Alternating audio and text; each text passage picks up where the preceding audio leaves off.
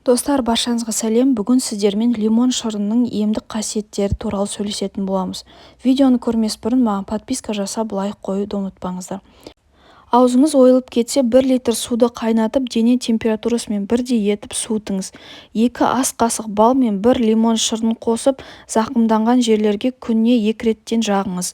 Лимон ауыз қуыстарындағы вирустарды жояды. Ол үшін 1 дана лимон шырынын 200 мг суға араластырып аузыңызды шайыңыз. Лимонның бронхит ауруына пайдасы зор.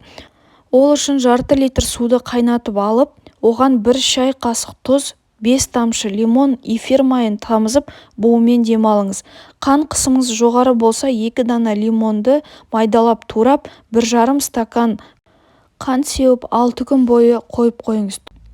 Тұнбадан 1 ұрттамнан 1 күн бойы үзіп ішіңіз. Тұнбаны ішкен күні ештеме жеуге болмайды. Тек қана қайнаған суға лимон салып ішіңіз. Қан қысымыңыз түссе, емделу уақытын тоқтатасыз.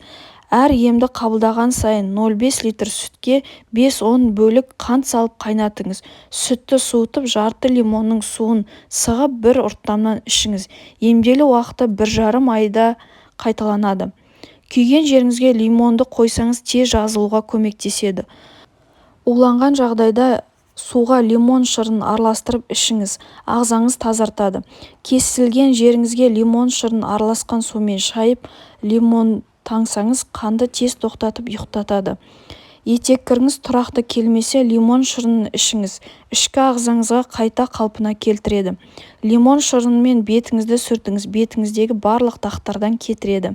Лимонмен аяқ-қолыңызды қатты терілерін жұмсартасыз. Ол үшін лимонмен қатты терілерді бар жерлерді ысқылаңыз.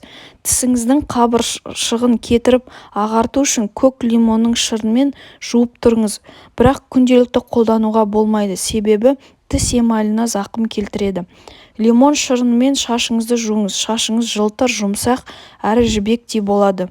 Лимон қабығымен тырнағыңызды ысқылаңыз. Тырнағыңызды қатты әрі жылтыр, әдемі болады. Аяғыңыз шаршаса, лимонмен ысқылаңыз, шаршаған басылады.